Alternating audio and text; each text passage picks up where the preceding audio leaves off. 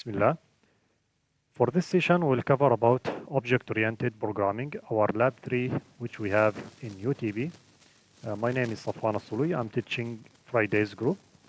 From the output of this class, you are expected to know how to use UML class diagram to represent classes and how to convert to and from UML class and C# code. We have three main activities. Activity number 1, in which you have to convert the following C# code into UML class diagram. And in activity number 2, you have to convert the activity we covered last week about the enrollment classes into UML class diagram. And in activity number 3, we will introduce you to the concept of inheritance, which is one of the main pillars of object-oriented programming, how to convert the following program or the following description into a UML class diagram, and then how to convert it also to C# code. So before I start my activities, I need to cover the UML part for you. UML is abbreviation for Unified Modeling Language. It is a general purpose visual modeling language that is intended to provide standard way to visualize a design system. Before we start writing our code, we need to think about what are the different UML diagrams that we need to cover. These UML diagrams are basically grouped into three main categories. We have some behavior diagrams, some interaction, and some structure diagrams. If you look at this modeling here at the bottom, what we are going to do today is under the structure diagram, class diagram. If you study further, you can implement some other diagrams like use case, activity, sequence, component, etc. So before we dive into the code, also we need to cover the basic concept of class diagram. Now, what is a class diagram? It is a graphical notation that is used to construct and visualize object-oriented systems. A class diagram in UML, it is a type of static structure diagram that describes our system, the structure of our system, and it contains the following. We have some concept or one keyword that is called a class, the attribute of the class, the operation, and the relationship. So these are the main keywords that you will see inside any class diagram. And now, if we take a look at this one, we know that as we take in our session last week, class is a blueprint for an object. So I create a class, it will be like a blueprint for my objects that I will create later from this class. And objects are instances of that class. So take a look at this example here. We have a class or a base class for a dog. That dog can have some properties and some methods. Some properties like the color of the dog, the eye color, the height, length, weight. So these are called properties or attributes of that class. And then we can have some methods. The dog can sit, it can lay down, shake, and come. So these are methods, operations, or functions the class can do. And then later on, from my class, I can create some instances or objects. Now, for each object, it will have its own values for the attributes. For example, the dog can have a color of yellow, eye color for brown, height, length, and weight according to the specifications that we have. And these methods will be used to represent the functionalities the dog can do. If we take a look at the UML class notation now, we can see that from any class diagram that I'm going to represent, it will have three main partitions. The first one is to write the class name. The second one are the attributes. The third one are the operation. So if we take a look at each one of them, the class name, the name of the class, it appears at the first partition. So whenever I have the class name, it should be written at the first partition, and that one should be, or it is as standard to be capitalized. For the class attributes, it is the second partition. Whatever I have as attributes for the class, I can write it in the second partition. Now, it is not mandatory. Attributes and operations are optional, but usually a class will contain the three of them. Now, The attribute type is shown after the colon, okay? Attribute map onto member variables into the code. Whatever I have as attribute, I need to convert them later inside my code. For the operations, it is in the third partition. Operations are shown in the third partition, and they are services the class provides, whatever functionalities the class can do. The return type of the method is shown after the colon. We'll see this one. And at the end of the method signature. So let me take this example into details now. If you see the first partition, this is my class name. My class name. This is a class name. Now, if we take a look at the attributes, I can see that we have plus, minus, and hashtag. These are called the class visibility. We'll take them inside the code as well. In C#, this is conversion to public, this is private, and this is protected. It is called the access modifiers that we covered in our first class. If I need something private for the current class, it should be private. If something is accessible from anywhere, it is public. If something is inside the current class and also to any subclass, after we make the inheritance, it can be protected. So I should write one of these symbols at the beginning of attribute or a method. Then after that, I write the attribute name, and then colon, and then the data type. If I convert this one inside my code, I will write public integer attribute. The second one, it is private float attribute 2. So this is how we write it or design it inside the class diagram, and this is how it is converted to the C# code. For the operations or for the functions, in the same way for the access modifier, I write something at the beginning, private, public, or protected. And then between the two parentheses, I write the parameters that this function return or receives. Sorry. For example, the first one, I can receive in B1 and Boolean and B2. Now, you will see different type of notations here. Sometimes it is written as in or in out or out. But also sometimes it is just written as the name of the parameter and the data type of that parameter. And then after the colon, you will write the return data type of that function. For example, now operation 1, it returns string. Operation 2 returns float, and etc. Now, if you see further examples here at the bottom, you will see some relationships between these classes. After I design my classes, I can choose to design or to connect them using these type of relationships. The first one, association, it is the most used one to indicate in relationship between one class and the other. Inheritance, which we'll take in our activity number 3 today, it will give the meaning of parent and child, superclass and subclass. Whatever I have as the parent, the arrow will be here.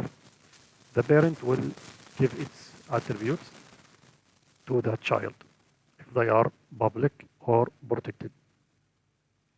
Now, you'll find some other relationships, but mostly you will use association and inheritance. Now, if we take a look at our first activity, we need to convert this code into a UML class diagram. Now, we have too many programs that we can use.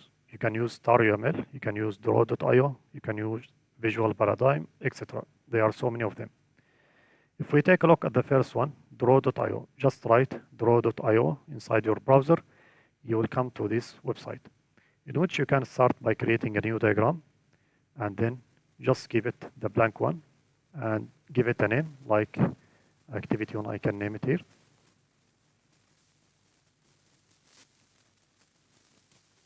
A1, and then create. It will let you choose the location in which you can save it, and then you will see the UML or the UML draw.io program like this one. You can stop the grid and the page view from here, and then you can go to more shapes, go down, you will find UML, make sure it is selected, and also make sure labels are selected. For the draw.io, you can use it for many purposes, not just for UML. You can use it to design your network, your Android applications blueprint. But for today, we will use it for the UML part. So after that, you can go to UML and you'll find your notations here. Choose the class diagram, whatever shape you need to create, just drag and drop, and then you can start converting your program that we have in C# into the class diagram we have here. So if I keep them like this one for a while, another program you can use the star UML. Star UML, it is also another sophisticated software that we can use to design UML diagrams, not just the class diagram. If you click on download, you can download the copy that is applicable to your device. You can use it for Windows, Mac, etc. So also you can use the visual paradigm. This also another program that can use to design your class diagram. I have both of them, so let me start in the star UML. I think it's better visuality. I can create a new diagram if it is not yet created. Then from the left side, you can choose the class. So I will just select my first class, and then let me take this one here, my other one here, so I can see what I'm converting. And then we can start by, let me make this one a little bit maximized so I can see it.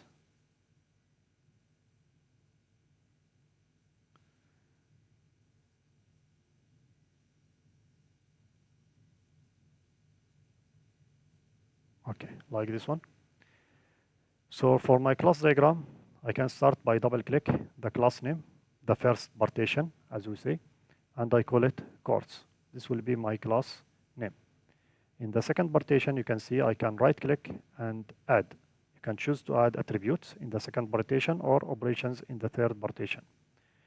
If I click attribute, you will add a new attribute. If I right-click add operation, you will add a method or operation.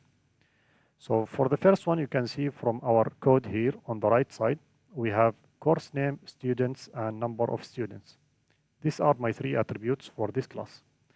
And all of them, as you can see, they are private.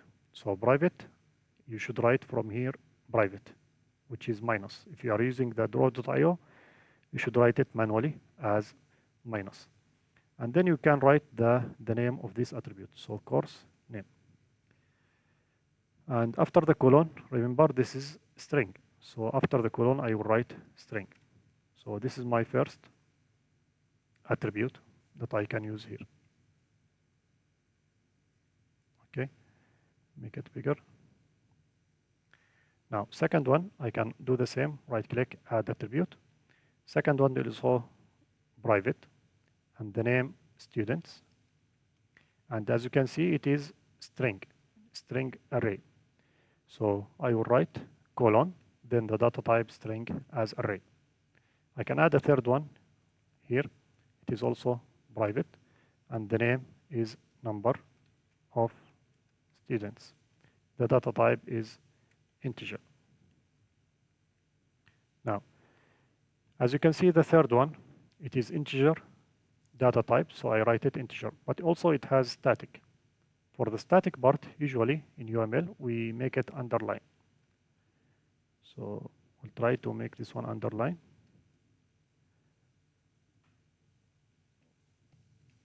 Just select the item that you need. Then from here, I think you'll find something to make it underlined. This is the color.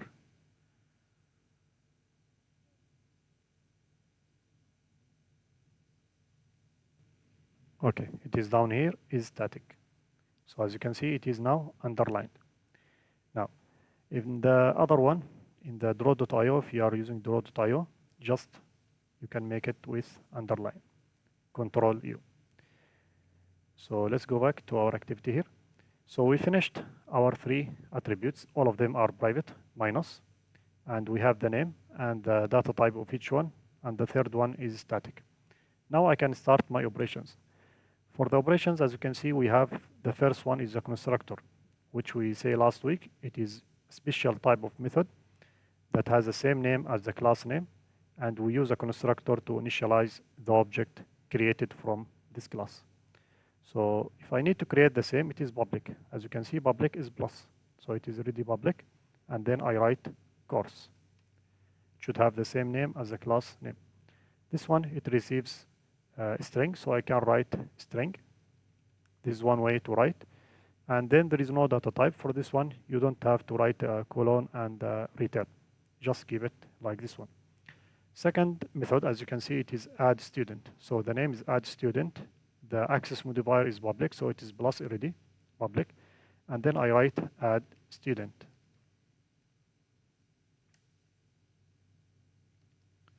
Like this one. Does it receive something? Yes, it receives a string, so I can write string. Does it return something? No, it is a void, so I will write it void like this one. Why I don't write the parameter name? Because as I said, it is a class diagram. This parameter can have or can have any name in the C# code that I will write later. So I'm not interested in writing the student as a parameter or the name as a parameter. I just keep the data type. And now I can add another one, right click, add here, right click on the class itself, and then add operations. The third one is public, and it is get student. So get students. Does it receive anything? No, there is nothing to receive. Does it return anything? Yes, it returns string as array. So you write it like this one. Now add another one, operation. It is get number of students.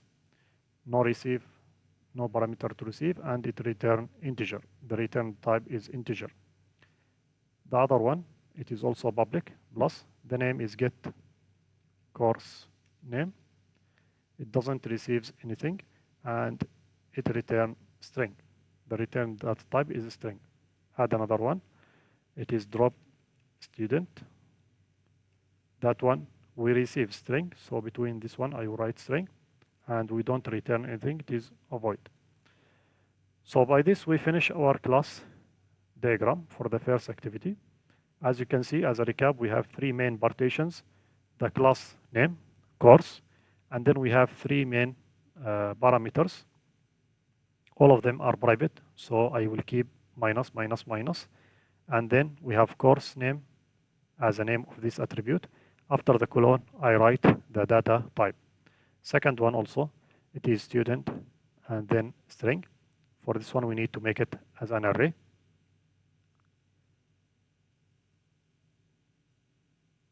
Okay, it doesn't accept array type because I usually write it like this one. So different program needs different notations. Okay, now it's accept from here. And then we have the number of students as integer.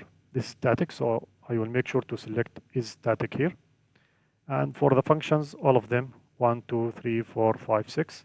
6 functions, all of them are public, so they will be accessible from anywhere. The first one, as you say, it is a constructor, which is used to initialize the objects that we'll create later. And then we have some getters and setters functions. For each function, make sure to write whatever the function receives in the brackets, and then whatever the function return after the colon. So whenever you have a question, this is a way to convert that program or that question into UML class diagram. Now this one was easy. It is just one class. If you have another class, just drag and drop from here, create another class, and then whenever you have some relationships, you can see the relationship from here. For example, if you need a simple relationship, just connect them like this one. Okay, now let's go to the second activity. This one. In the second activity, we need to construct the UML class diagram for the following program. Now, this program we covered last week, and we cover it in details. We write the C# code. Now we need to create the UML class diagram, which I believe now it will be an easy task to do. Just open a new diagram from here. You can choose to create a new class diagram, and then I will take 1, 2, and 3. And then you can create the first one as student. Second one is enrollment. And this one is course. Okay. For each one of them, you know what to do. The student, you have to create 2 attributes. So let me create this one. I will create an attribute, another attribute, and we have one method. So it will be like this one. For the attribute, both of them are public. So public, the name is ID, and then the data type is string. Second one, the attribute is name, and the data type is string. So these are my 2 attributes, public, I created, and ID and name, the name of my parameters, and the data type for both of them is string. For the operations, I have public, so it is plus, and then student. This is a constructor, student. It receives string and string, and that's it. We finished the first class. Do the same for enrollment, which has only the main function. This will be my main class, in which it will call the other 2 classes. And I need you to create the class diagram for the third class, for the course, in which you have 1, 2, 3, 4, 5 attributes. Each one of them has its own data type. And remember, this is an array. And this one is static, so you have to make it underlined. For the methods or operations, you have the course, the constructor, enroll, and display enrolled students. So you have 3 operations. I believe it will be an easy task for you now. Just do it in your time, and then let's move forward to the third class or the third activity. Now, we have a new concept here, which is called the inheritance. It is one of the main pillars of object-oriented programming. We have, as you know, the 4 main pillars are abstractions, encapsulation, inheritance, and polymorphism. So today we'll take inheritance. Why I need inheritance in object-oriented programming.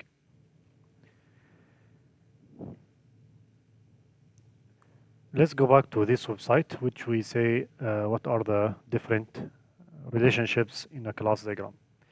So for the inheritance, it is this type of relationship. If we see it here, it is inheritance, or sometimes also called generalization. It is a relationship between a more general classifier and a more specific classifier. Each instance of the specific classifier is also an indirect instance of the general classifier. So keep this one aside. It is a type of is-a relationship. Let's take a look at this one. Usually, when we have some common attributes or methods in one class that I need to use in different classes, like parent and a child. So I will keep my common attributes and methods inside what we call a superclass, and then provide this type of inheritance relationship to the other subclasses or child. So this one is called super, this one is sub, super, sub. Sometimes it is also called parent, child, parent and child. And I provide this type of hollow arrowhead triangle, this one, and it that points from the child element to the parent. So the hollow arrowhead shape, it will be on the parent, and then I connect it to the child. So see this example here. If I have a shape, of course shape has some element that can be shared, like the height and width, for example, or the length of its side. So this attribute can be shared among different shapes. So I can keep one class shape as parent, and then I provide inheritance to its parent. Now I can have polygon, ellipse, triangle, square, whatever I have as a child for this parent. So let's see our example that we need to create today. So we need to create a class named horse that will contain data fields for name, color, and birth year. Then we need to include some getters and setters to these 3 fields. So this will be our first class. Then we need to create a subclass, a child for the horse class. Our child class name will be the racehorse. So this racehorse will contain an additional field to that holds the number of races. So the child will have the 3 attributes of the parent in addition to this new attribute, number of races. So it will have 4 attributes in which it will hold the in which the horse has completed an additional method to get and set this field. Okay. And then we need to write an application that demonstrates using object of each class by creating object of class horse and race, and then calling the method and displaying the information for each object. We need to construct the UML diagram to represent this relationship. Okay, so let's start by creating my horse and racehorse classes. I will go back to my activity, and then let me open a new class diagram. Of course, you can name this one. If you just select one of them, you can rename it to any name you need. So let's call this one class diagram horses, just to keep everything organized. So I'll take one class for the horse and another one for the racehorse. Okay, now let me bring this one here and this one here. So for the horse, as you can see, we have 3 attributes. So I will just add attribute number 1. And then I can choose now what will be my access modifier for these attributes. For me, I will keep all of them as private. And then we have the name as string. And then I will add another one, also private. It will be the color, also string. And the third one, it is the birth year. And it will be integer. Okay, these are my 3 attributes. And then, of course, I need to make them private, like this one. Or the right thing here, I think it will be protected since we have inheritance. So I will just change them to protected. If they are private, they cannot be called to another class unless we access them using some methods. So all of them are protected: name, color, birth year.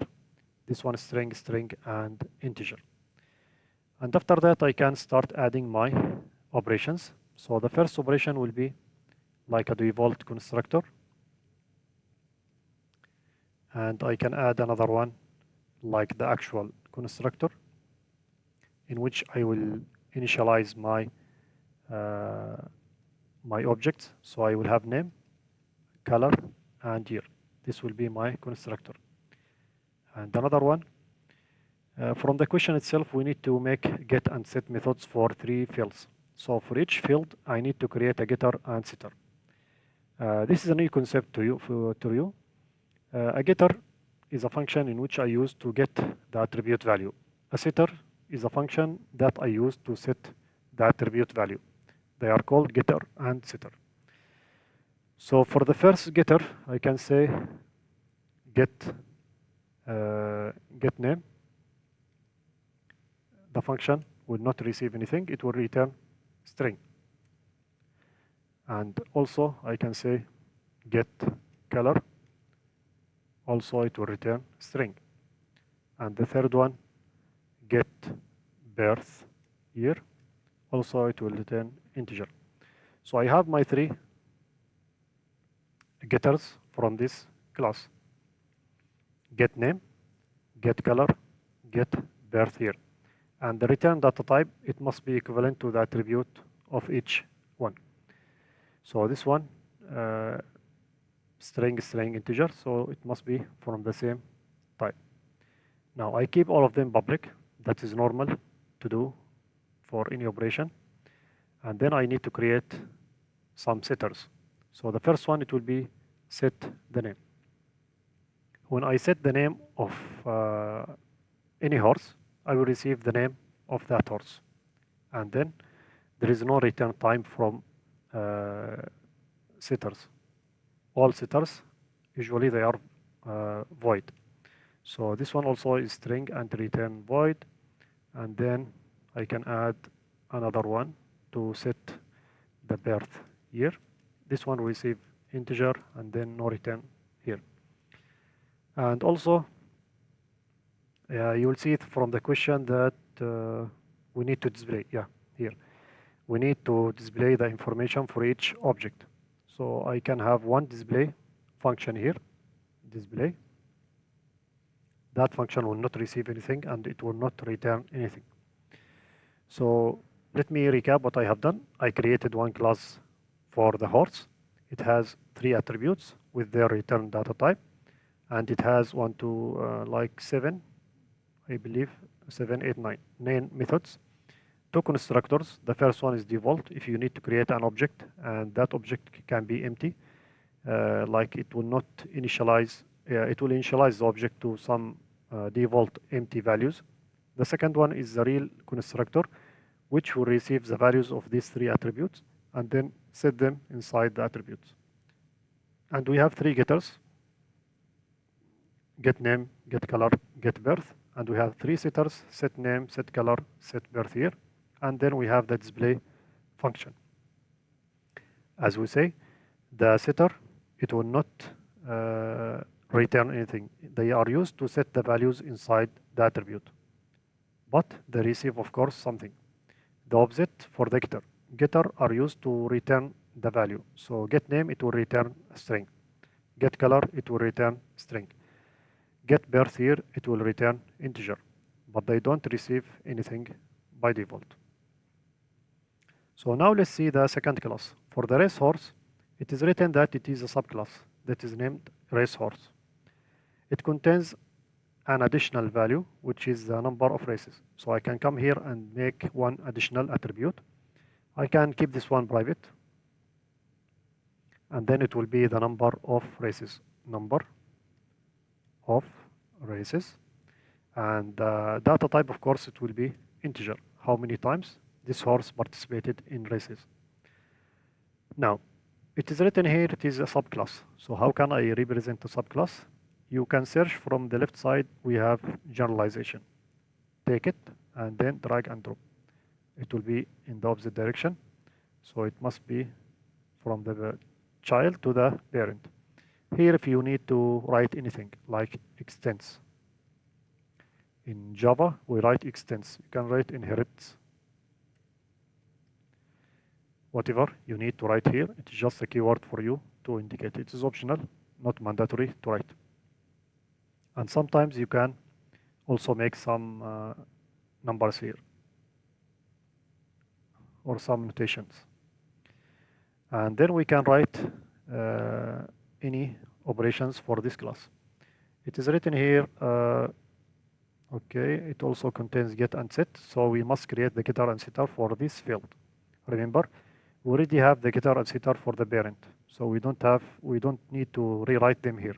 Just write the new functions that you have for the new class. But before writing the setter and getter, we can write the constructor. So this one is racehorse, my default constructor. I can add another one, race horse, and then the second one, race horse. This one, as you can see, in the race horse, how many attributes we have? We have 1 here and 3 from the parent. So I have 4 parameters that I can receive. So I will write them here. This is the name, this is the color, this is the year, and this is the number of races. So that's how you write it. You have 4 attributes. You send them in the order that you will write it later in the C# code. For the setter and getter,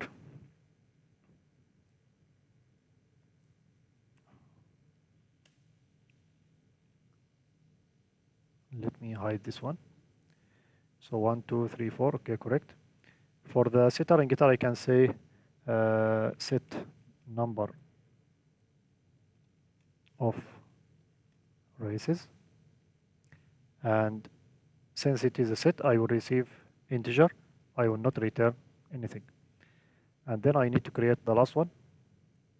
It will be the get number of races. Okay, and here you need to get, so there will be no receive data type, but it will get the value. So it is integer, it will return the value. And also we need to make something for display. For the display, it is already in the parent, but this one, it will display only the name, color, and year. So I need another one here for the parent, for the child, to print all the four attributes we have. So we finish for our class diagram. You can enhance it as you want, but this will be your main design. It should be something like this one. So we finish with the UML class diagram. We can now start our implementation, the C# code. I will open my Rider, new solution, and then I can say this is my lab number 3. I can keep both in the same solution, and then we can make a create. And then we can create our solution. Okay, now I can, after I create my solution, I can come up here and right click. I need to rename this one. So you will find here something in Rider called refactor, and then rename. I can rename this one to horse. This will be my first class. And then I can create another one, race horse. And also I can create a third one for the application, because remember, we need to separate our code. It is better. It is not mandatory, but it is recommended. So I will have 3 classes: horse, race horse, and the application. The application, this one will contain the main function. So here we will have public static void main. This will be my main code. And then if we start from the horse, just remove everything here. Since we are creating 3 classes, it is recommended to use the using lab3, using namespace. Or sorry, namespace lab3. It is like a package to organize our code. Everything will be inside this package, using lab3. Okay, I will copy the same. Okay, using lab3, that's correct. Now my first class will be class horse. Open and close. Now inside the UML class diagram that we create, I can copy all of this. Maybe we can keep it aside here.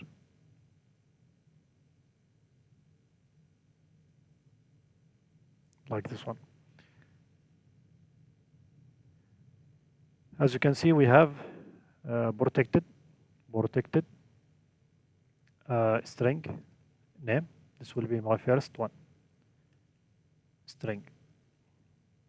Okay, and the other one protected color, string color, and then we have protected integer birth year. So these are my 3 attributes that I convert from my class diagram.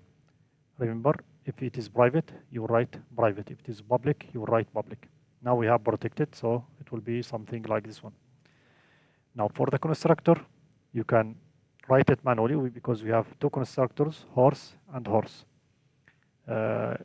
As a beginner, you can write it, as I say, the class or the constructor should have the name of the class itself. And also you can right click and make something like generate code and choose constructor. You can create the constructor you need. I will keep it empty, so it will create the first constructor. And then right click, generate code, constructor, and this time select all of them, and then OK. So this one will create the second constructor for you. The constructor that will receive the name, the color, and the birth year, and then it will initialize these values to the attributes.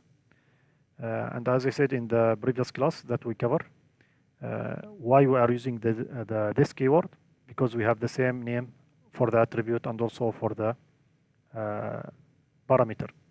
If I change this one to n, now we have two different names. I have n, which is the parameter, and I have the name, which is the attribute. So in this case, if you see this one, it is not needed. I can remove it. It will become like optional. But in case you have the same name, you cannot omit this keyword. It will create like ambiguity. Which one is assigned to which one? Are you assigning the parameter to the attribute or the vice versa? So in that case, you need to keep this keyword. So take note of this one. Now, after creating the constructors, I can now start creating my others functions. You can see we have 6 functions, getters and setters. Now, previously in other programs like IntelliJ or Android Studio or maybe Visual Studio that you have, Visual Studio, if you generate, you can find something here like getter and setter. But in Rider, it is using an advanced or modern version of C#. They are called properties. I can choose my 3 properties here and OK. It will generate the getter and setter for each one. So basically we have the attribute name, and then it has get and set. This one, it will return the value. This one, it will set the value. So this is a modern way to write getter and setter. But of course, if you need to keep them in the old-fashioned way, you can also do that. For the first one example, I can create a getter for the get name. So it is public, as you can see, this one, get name. It is public plus, so I convert it to public. And then the name is get name. This is a return data type. So it will return string. I will write string, and then get name, autocomplete. So this one, it will return the name. So public string get name, and then it will return the name of that attribute. Okay, usually it is like this one for C# writing. It is not mandatory, but recommended. You can also change it back to in the code here. You can capitalize each one of them there. The second one is public string get color, and then it will return the color. Also public. Okay, that's good. It's autocomplete for me. So I created public string get name, public string get color, public integer get birth year. These are my 3 getters. I can add comments here, getters. And then I can create the setters. Now these 3 functions, they will set the values. So the first name, set name, I can say public void set name. Okay. This dot name. What is autocomplete? This dot name. Okay, that's correct. Now this is the first one, set name. This one, it is public set name. It will receive string, so that's why I write string here. It will return void, that's why I write void here. Now this is just a parameter. If you want, you can keep it name. That is also correct. There is no mistake in keep it like name and also as a new name. If you change it, it is just a parameter. Now do the same for the other 2. Public void set color, and then it will set the color. And public void for the year, set birth of year, and it will set the year. Now we finish set name, set color, set birth year. We finish the 3 functions. And the last one, we need to create the public void display.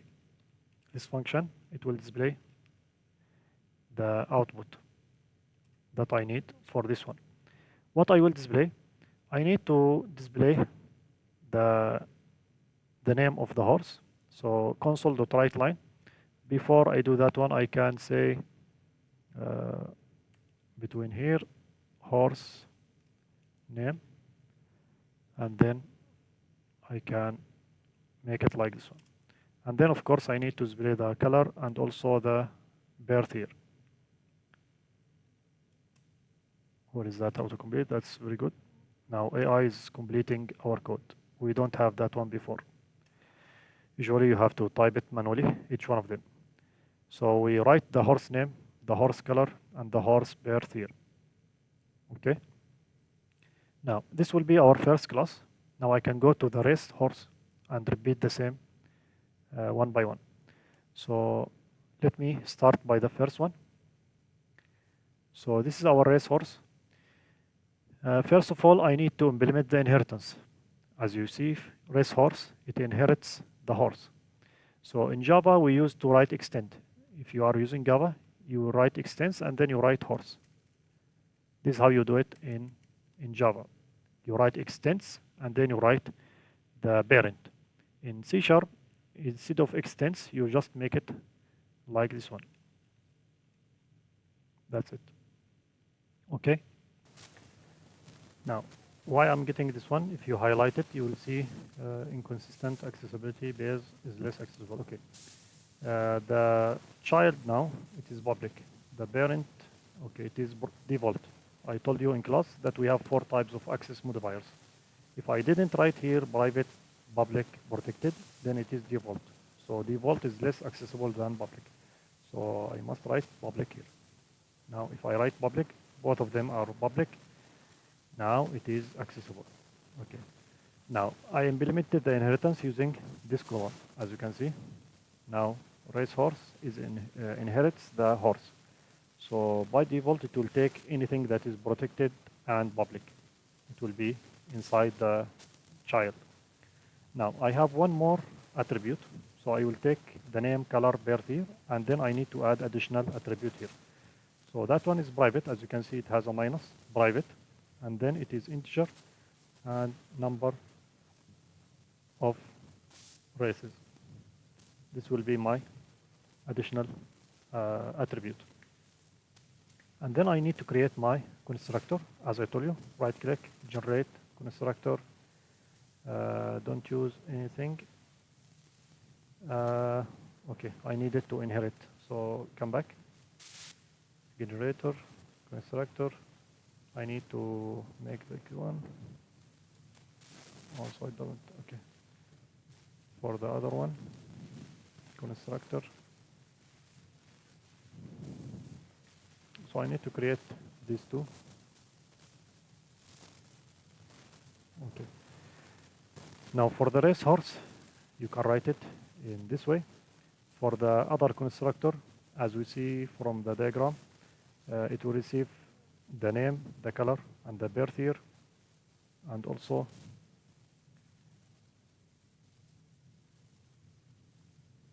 okay, it doesn't initialize. So let me go back, right click, because I need to send the 4 of them.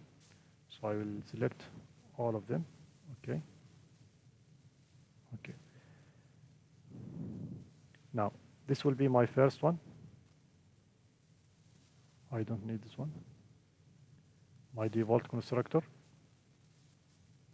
And the second one, it is my actual constructor, in which I will receive the name, the color, and the birth year, in addition to my 4th parameter. So I have 4 things to receive. 3 for the parent, 1 for the child. And then as you can see, I have a colon here. Colon, then what I will send to the parent. Because if I create one object from the child, I need to send some data to the parent, which is the name, color, and birth. So this is how you send from one constructor to another constructor. And as we did earlier, you can write this dot number of races is equal to the number of races. But now both of them are different, so we don't need this keyword. because this one is capital N, this one is small n. If it is in the both are identical, then you need to write this before the name. Now I created my constructor. I need to do the same and create the getter and setter.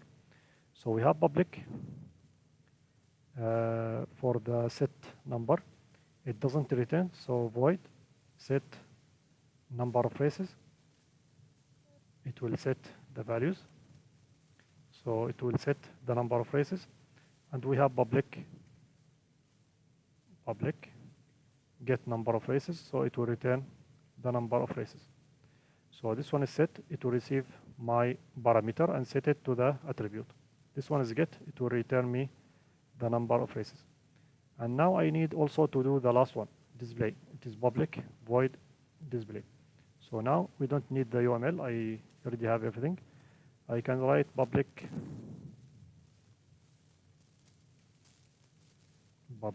void display. Okay, this function, it will make the display and print all the details I have inside this resource. Now remember, we have 3 attributes from the parent, 1 attribute from this class. So I can do this one, it is okay, you can do this one, or also you can let me tell you how you will do it. You can print one by one, like this one, and we need the last one, console. Okay, I can do this one and print the 4 attributes in this way. And also I can use this function because we already have the display. We already have one display in the parent. So since we have inheritance, I can use that one and write base dot display. So I will call the function that is in the parent, and no need to repeat all of this. The name, color, and birth are already printed using the base display. So whenever I base dot display, it will call the parent display function, which will print all these details. Now I just need to write my function to print the number of races. So here you can add number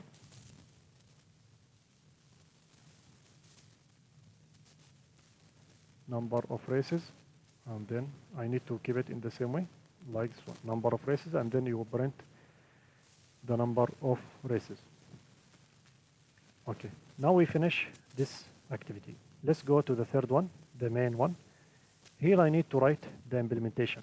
From the question, we need to do what exactly? We need to write the application that demonstrate using object of each class by creating objects of class horse and object of class race, calling their functions or methods, and display the information for each object. So I need to create one object from each class. How we create an object? First, I need to write the class name. Not this one. I need to create a horse, and then I give it a name for that horse or object. This is how we create an object. Horse, this will be my object, and then new horse. This is just a name. You can give it like object, like H object, up to you. It's just a name that you can use. So after you create an object from the first one, if I use this constructor, I will create an empty object. There will be no details for the name, color, and year. And if you give it a name, like the first one, this will be the name of the horse. The second one is the color, brown. The third one is the year. So if I say 10, okay, 11. Now, as you can see, I created one object, and I use the constructor.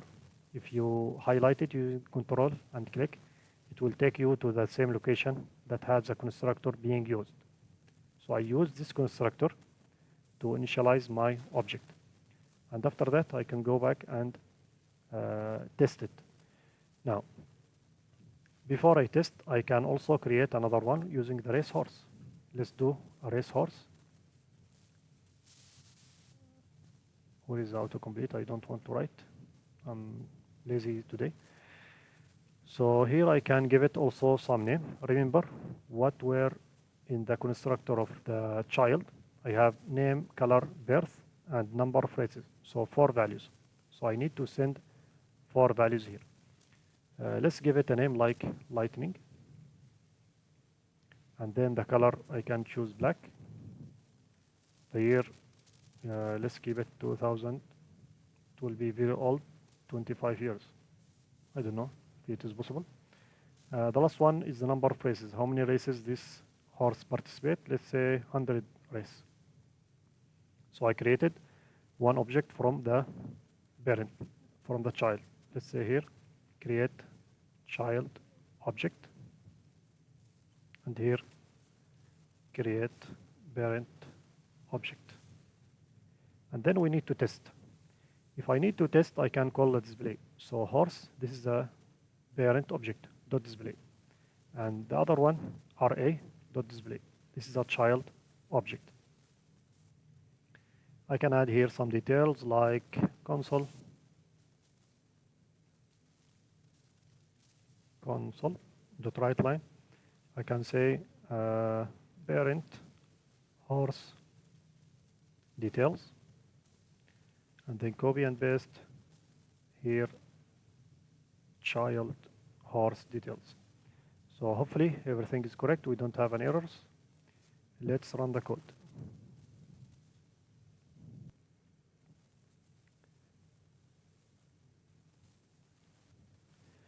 Okay, we got our first message here, parent horse details, and then we have sprint Brown 2011. Now these details are for the parent. For the same details I write, so it is correct. And then I have my second message, child horse details, this is, and then I have the values. As you can see, we have the 4 values of the child. So our program is working fine. I can now create more objects. Each one will have the attributes that are inside the class. If it is a parent, it has 3 attributes. If it is child, then I have 4 attributes. So as a recap, what we did in our last activity, it was very long, but I give you some details because it could be your first time you see a class diagram. What we have, we converted this question into UML class diagram. I created a horse, a class, and then a child racehorse class. Each one of them has its own attributes and methods, and with generalization or inheritance relationship. How we convert that one into C#? I started by creating one class for horse, and then I write the attributes, and I created the functions or methods which we have in the class diagram. And for the second one, I created a child. Then we use this colon to implement the inheritance relationship we have between the 2 classes. And after that, we utilize something here, this one, base, in order to send the values to the parent. Because in our main class, I created one object, RA, and I send it 4 values. Now these 4 values will be sent and received here. The 4 values, 3 of them will be given to the base, to the parent class, the horse itself. And the last one, the 4th one, will be given to the current class. And that's why we also use the display. When I make the display, I call the display of the parent. If I stop this one, so what I will have only display of number of races. See, if I just run it after I stop the display of the child, of the parent, whenever I print the details of the child horse, I will get only the number of races. So after I only access the display of the parent, I can print the details of that child details. So that's it for today's class. I hope you learn something new. For today, we learn how to create UML class diagrams in UML program, and then how we convert this UML class diagram into C# code. Hopefully, if you have any questions, you can ask me anytime. I wish you all the best.